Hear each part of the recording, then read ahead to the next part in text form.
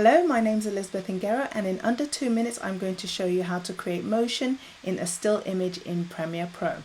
Okay, let's get the timer on and get straight into it. So you need to select whatever your still image is going to be. So we're just going to use this one. Make sure that your cursor is on it, then you'll be able to see. So we're going to use this bus here, and all I need to do is I need to go to Effect up here. Click on Effects, because you could be in anything else. Click on Effect. Make sure that if you're in this screen over here, that you go to Effects Control. So click on this arrow here and click on Effects Control, and it will take you to the effects for this clip. Click on the clip and it tells you what effects you have in there already. The standard default effects are there already.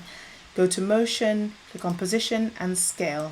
Now make sure when you're doing this that you are where you want it to start moving. So I'm just going to undo that. Take it to the start of the clip and again position and scale. Then you take your cursor, this blue line, to the end of the clip and decide where you want the end of the clip, the motion to stop. So here I'm just going to zoom in. I want it to be that close by the end of it, and I want it to be a bit that way and a bit that way. So you move these parameters to be able to get you the final look, and that's all you need to do. Let's just go and have a look and see what it will look like. So start there, and then it's going to start moving in and go to the final position, and that's it. You've now created motion from a still image, and you can use exactly the same method for a moving image as well. But we'll look at that in the slow version of the tutorial as we switch over to Take It Easy. So you can use that for many things really. You can use that if you're doing, like, let's say a voiceover, you want to get a close-up on a product or a food item, and while you're giving the information or nutritional information or anything like that.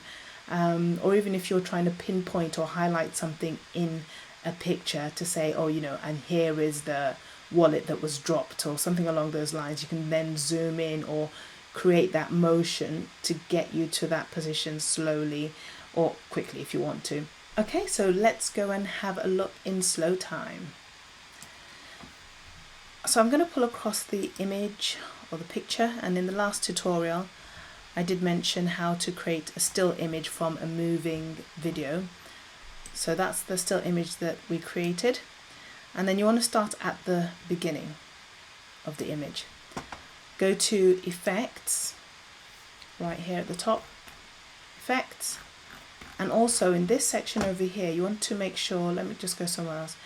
You want to make sure that you are in Effects Control. So either at the top here where you can see it. If you can't see it, then just go to these arrows here.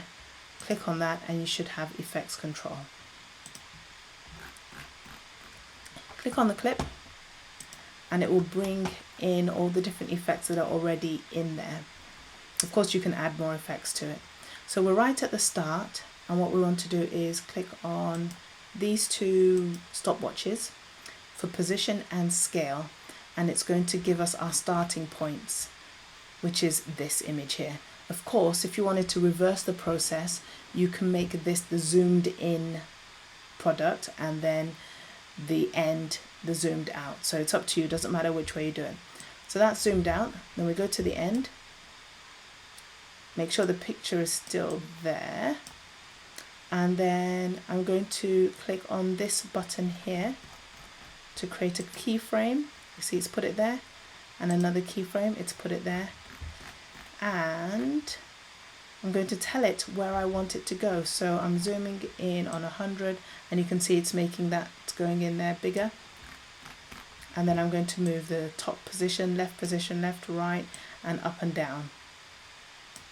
There you go. Now let's have a look and see what it will look like. I'm going to take that to the beginning, pressing play, and let's see what it looks like. There you have it. So you have created motion in a still image, and you can do exactly the same thing for a moving image as well, and also you can reverse the process. So if I wanted to go from small to big, then okay, I'm just going to cheat here. I'm just going to drag this across and then drag this over there. Okay, but I'll show you how to do it from scratch, but let me just show you here. So it's going from small and to your start position there. Okay, so if you want to do that from scratch, I will show you, because this is the chilled out session, isn't it? So we're going to delete all of these.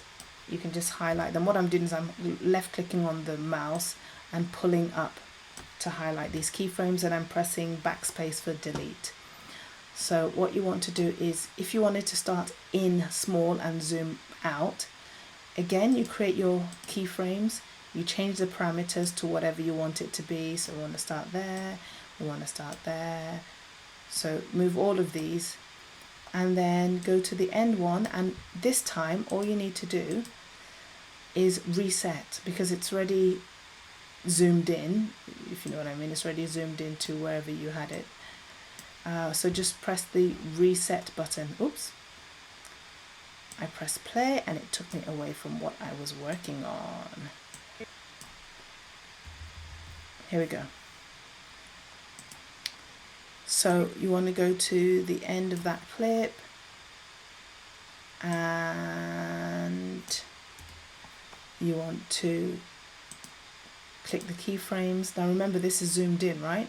So all you need to do is press reset and it will take you back to the original size.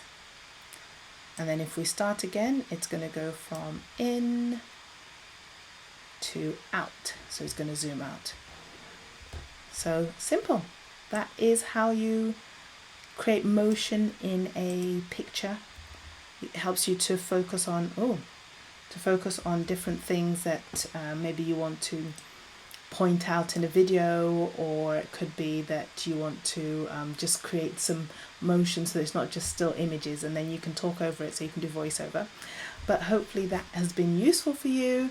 Don't forget to subscribe to this channel, share it, comment below, let me know what you do and how you use these tools or effects, or if it's your first time, if there's anything that I missed out that would have been useful for you and helpful, or if you have any questions, just put them in the comment section below.